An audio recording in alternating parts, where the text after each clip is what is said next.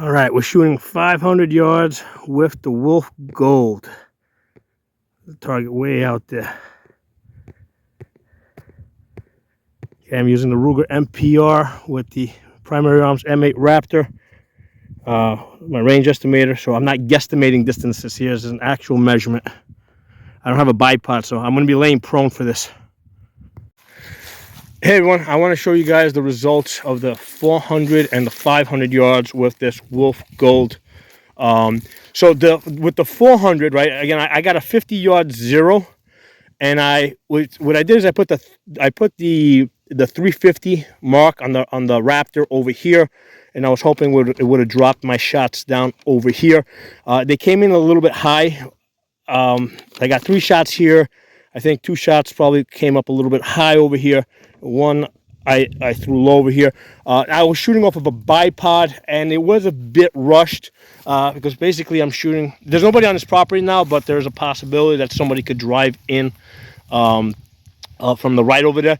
So I have to pretty much check that there's nobody on the property, nobody's coming in, and then get my shots off pretty quickly. So they are a bit rushed. Now, this is the 500 yards over here.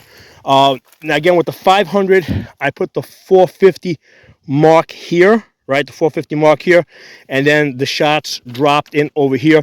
That's a 9-inch group, okay? A 9-inch group with this Wolf Gold at 500 yards. One of the shots I did throw, I could see that I was moving it a little bit, so I'm not even going to count that. I'm not going to count this 6th shot over here. That was my last shot. I definitely jerked that up a little bit. Again, if I had bagged this, I was shooting with a bat, with a sandbag, this would have been a lot tighter. But just shooting off of a bipod. Here, I got my tape measure here. Hold on, stretch this out. So shooting off of a bipod at 500 yards, I got 5 out of 6. Actually, not even 9 inches. At 8 inches. 8 and a quarter inches. Fuck it, we'll just call it 9 inches. Okay. So 5 out of the 6 shots is at 9 inches, and one I just threw up. That's me. It's my fault that got thrown off over here.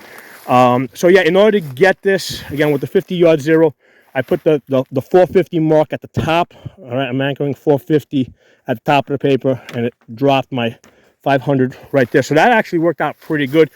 I gave Dimitri, the designer of this reticle, the velocity, which I think came out to like right about 3,000. I think it was like 3060, and he ran it through a ballistic calculator, and it basically was with this particular ammunition that I'm using, it was lining up like almost perfect. At the 300, 400, and 500. Okay, I think at the 600 it comes in at about 575 on the bullets calculator. I can't test that out at this location over here. I have to go to a different location.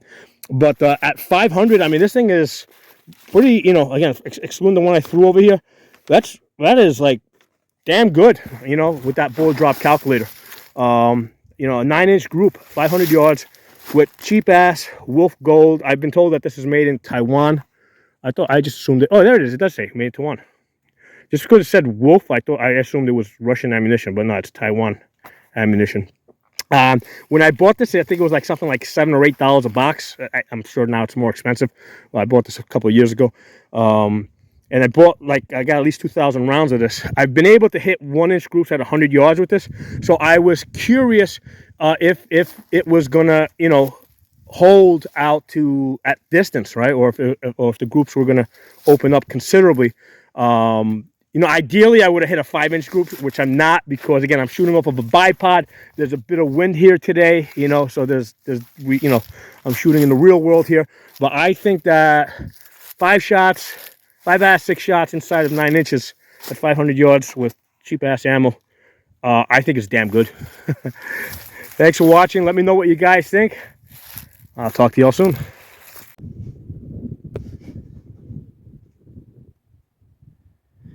All right, I wanted to give you guys a peek through the scope so that you can see what the bullet drop sort of looks like.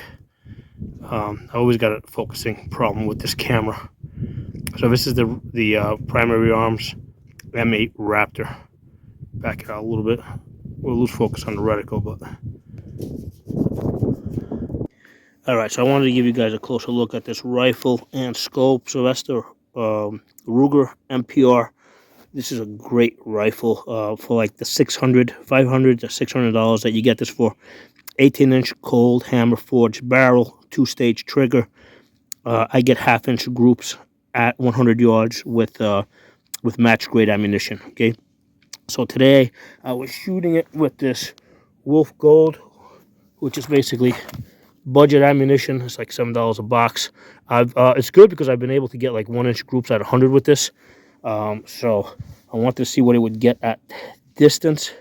So the scope I was using is this Primary Arms PLX M8 Raptor. I showed you guys the reticle a few minutes ago.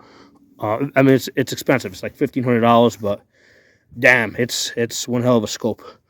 I mean, it definitely makes shooting a lot of fun. You know, it goes all the way down to 1 power.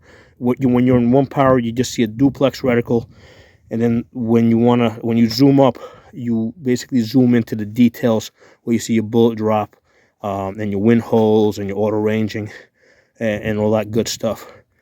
So yeah, I just wanted to give you guys a look at this, a closer look at this. I didn't bring my tripod with me today, so I was shooting off this bipod the way you see it right there, and the stock was basically just, you know, floating in my shoulder in the sniper hold from the prone position. So obviously I'm not going to do my best shooting in this position compared to the gun being bagged front and back, but hey, I think I got like a 9-inch group at 500 yards with this budget ammunition, so I'm pretty happy. I also want to give you guys a tip that I picked up from Dimitri, the designer of this ACSS M8 Raptor. Basically told me to hang a piece of yarn at the front of the rifle so that you can judge the wind. Okay, so today the wind's been pretty much going downrange, but there's definitely a little bit of a wind there. Sometimes it pulls a little bit to the right, but it's mostly been downrange. And what I did with this is I did a separate video where I calibrated. I hung 4 inches from the mirror of my truck, and basically on a day that there was 0 wind, I drove at 5 miles per hour, 10 miles per hour, 15 miles per hour, and 20 miles per hour, and I basically recorded what this ribbon was doing at those different speeds. So like right now, I can see I got a 3 mile per hour wind that's blowing forward, you know. So there you go. Right now it just kicked up to about 5 miles per hour. Okay, so the way this particular ribbon calibrates is like if it's straight down, that's 0. Then that's like 3, 5, 7, and then like 10 would be out here. Okay, so you know, different wind ribbons are going to do different things, so you have to calibrate it. Easiest way to do is just hang it off your mirror of your car or truck and just drive at different speeds and see how it moves. So that's the wind ribbon that I'm using. So it's a piece of yarn. I got something like, I don't know, 300 yards or something at Walmart with this stuff, so I can actually, like, you know, hang it down range on trees at different distances.